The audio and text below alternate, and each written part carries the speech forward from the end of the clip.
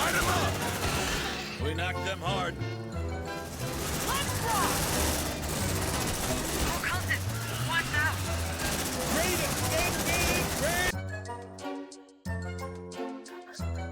Welcome, ghouls and goblins, to this horrifying review.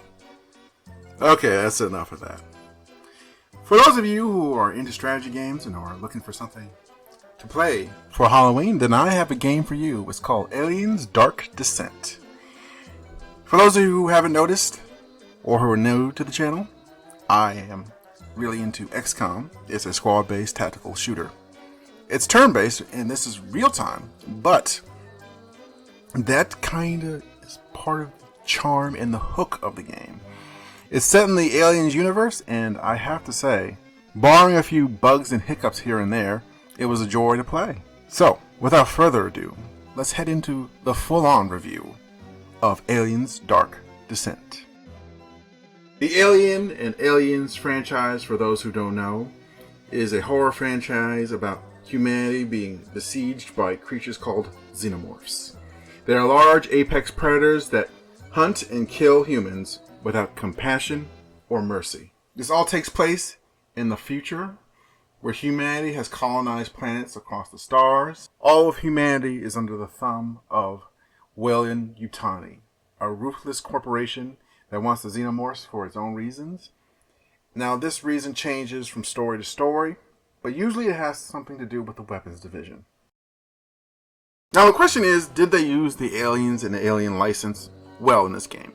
And my answer to that is yes, they used the movie stuff pretty well. They used Alien and Aliens and Alien 3 pretty well in this game. However, I feel like they didn't really use too much from the extended universe, such as the comic books, and of course other video games.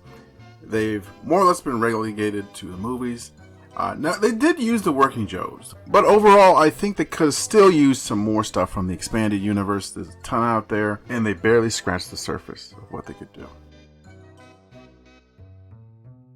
The game is overall fairly standard for an Aliens game. There's betrayals, backstabs, Weyland-Yutani being Weyland-Yutani, the xenomorphs being xenomorphs, so on and so forth. But there are a few different story beats that they added in the game that I thought were spectacular and interesting. Like, for instance, a cult that worships the xenomorphs. They are introduced very early on, and they add an interesting wrinkle to gameplay as well as the story. Going forward, I really enjoyed them. And then there is the two main characters, Mako Hayes and Jonas Harper. Sergeant Jonas Harper, he comes off like a very standard Marine character. There's nothing too much to him.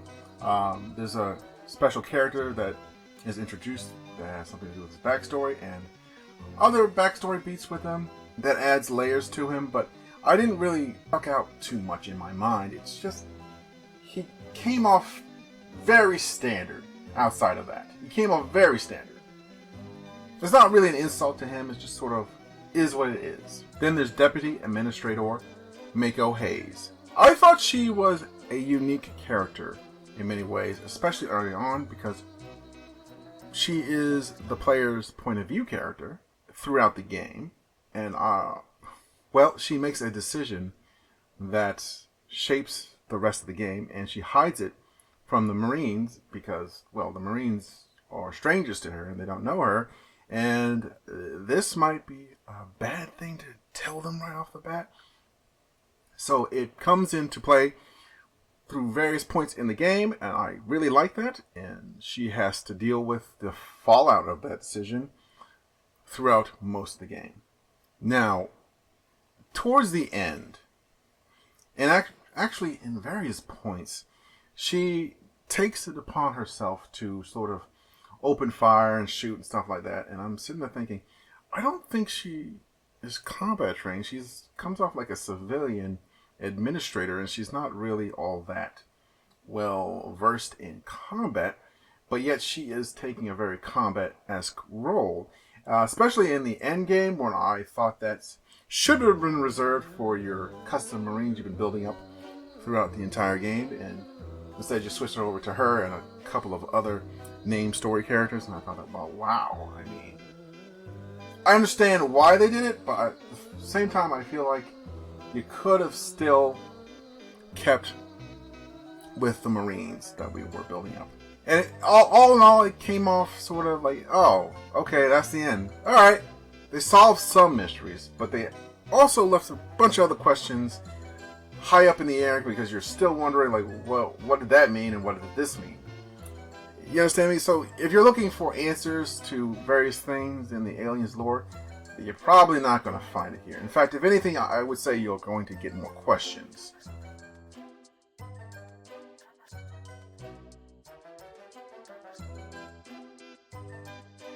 The graphics were good, or should I say satisfactory. With the isometric view, it was good enough that it did not break my interest. The Marines and aliens looked like they were supposed to. The background music was well picked and fitting well with the setting, especially when the fighting starts and the music picks up as you're doing anything you can to survive the onslaught. Now, the voice acting was serviceable in most spots, others being terrible. Also, I didn't mind the comm chatter at the beginning, but lines repeated too often, destroying the tension. But some of the worst being for me, it's quiet. Too quiet. I heard that 87 different times. Comm chatter matters in a game like this, as it adds a level of immersion to it that it didn't have before. For example, the Homeworld series. The Homeworld series had famous comms chatter that people still reference today. However, in this game, the comms chatter, it comes off slightly more annoying than it should, and it takes away from the experience. Not to mention the fact that the voice acting was a great deal subpar than the usual fare in this game. So it made the mission feel more like a chore than an actual life or death situation you were fighting through. It kills immersion, kills pacing, just overall bad. They really should have worked on it a little bit more. Also, the gameplay and the graphics do mesh well in the combat situations. When a soldier gets his arm ripped off by a xenomorph, which does happen, you see the arm go flying. When acid chews through a soldier's armor, you hear the acid spray and you hear the soldier scream, "Ah, it burns!" That was good. It's the little things that make a gaming experience enjoyable. You should stay on those rails. One way or the other, they'll lead you to more containers. Copy. Let's see what's inside. The gameplay mirrors XCOM in many ways, with a strategic layer and a mission layer. In the strategic layer, you set up missions, you set up your soldiers, you customize them, you maneuver around with different resources to prepare for each mission. And in the mission layer, that's where all the fun is. You're shooting, surviving, using tactics, sealing off doors, etc. Due to the game being real-time instead of turn-based, each and every one of your actions can be devastating if you make a mistake. So you have to plan things carefully as you move. But you can't really plan things carefully in real time as you're struggling to figure out where to go here, where to go there. So while the gameplay is much more fast-paced and much more intense, the drawback is you will make more mistakes because you're less able to make careful strategic plans and movements with you guys. So it's a really depends on your tastes. I honestly think some people prefer turn-based gameplay like this because you can take your time, you can think about your moves and your actions, whereas here it feels like you're always trying to figure out what the next move is on the fly, and if you ever get cornered or you make a mistake, you start panicking, you start making bad decisions, and you want to take it back, but it's too late because you already made it. That's why they have a slow down button or a pause button. To do this more effectively, you're going to need the more advanced classes that have your troops gain specialization at the XP level of 3. First is the gunner that uses a smart gun. You know what this is if you've seen the Aliens movie. Second is the recon marine with the sniper rifle.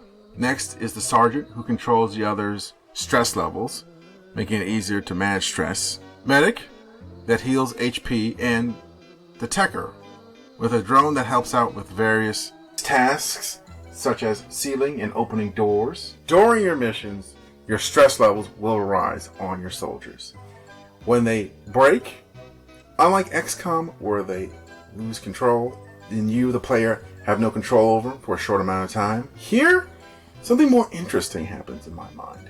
Instead of losing control, they get some sort of negative debuff that impedes their usefulness for the rest of the mission and for the rest of the game unless you get it taken care of at the base, which is an interesting idea because you're unable to use your A-team because a lot of them have stress problems that they need to deal with back at the base, so they need to have their stress levels reduced via the med bay.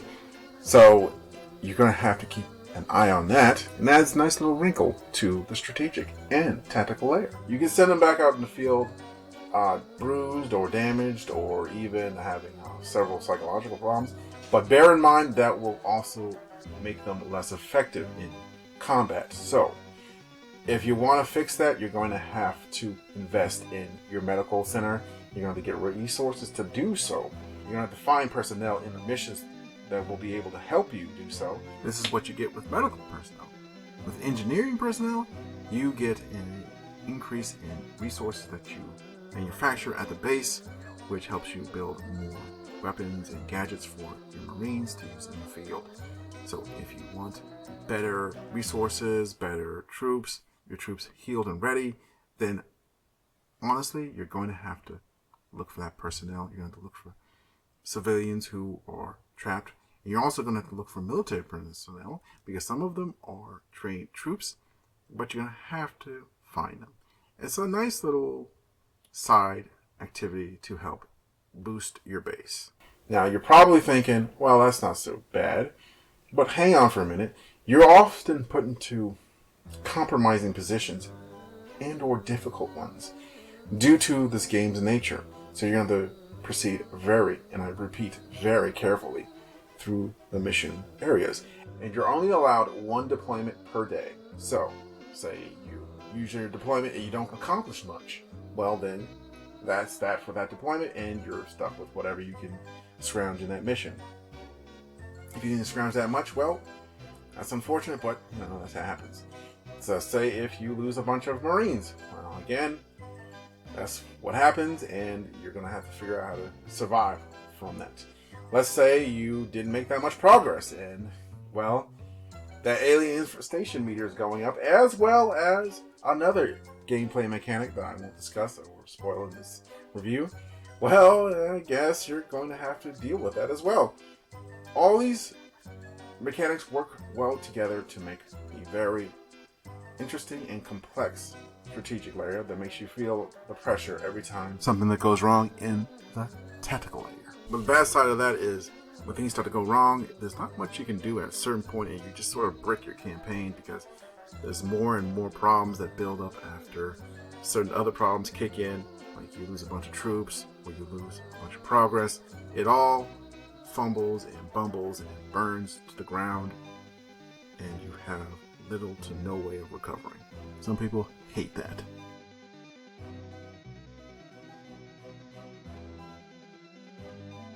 Now let's talk about the main reason why I love this game. In this game, you are playing as not this hero that saves the entire human race from the xenomorphs. No. You're not here to protect or save Leafy from its destruction. No. What you're here to do in this game is survive and save as many people as you can doing so. Leafy is lost. You're trying to retreat and get off of it. That is your main and only goal. And in the meantime, you're basically trying to keep from dying from Weyland-Yutani's mistakes or the androids or crazy cultists or even the xenomorphs themselves. After you figure out some way off the planet, it's not seen as some massive victory on your side. It's sort of seen as, wow, yeah, this planet's screwed. We barely got out of there. And even after getting out of there, you didn't get out of there without losing some of your main characters, or as the Marines you've been playing as for the game.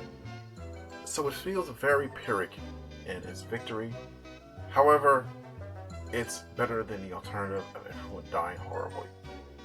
I did enjoy the ride. it was a lot of fun. And the best feature about this game is that it's the best of two different worlds. It makes you feel like this is a survival horror game and a strategy game, both at the same time, which to me is an interesting and fun-filled combination. Like, name another survival horror strategy game. Name another one. Go ahead in the comments. I'm actually quite curious. So, with all that in mind, I want to give it a 7 out of 10, or an IGN out of 10 as some people call it. But I want to boost that number up because it's such a unique idea, and I wanted to give it a little bit higher, but there were some bugs in it, and I thought, okay, there's a few problems here and there. But there wasn't that many game-breaking bugs, so I didn't really take too much off of it. And I also felt like they could have worked a little bit more with the strategic layer, maybe give a little bit more sprucing up here and there, but overall, an 8 out of 10. I'm curious as to what you guys think. I think an 8 out of 10 is a good number for it. Let me know if you disagree, or if you agree with my assessment. Go ahead and make your case in the comment section. I'm curious to hear what you have to say.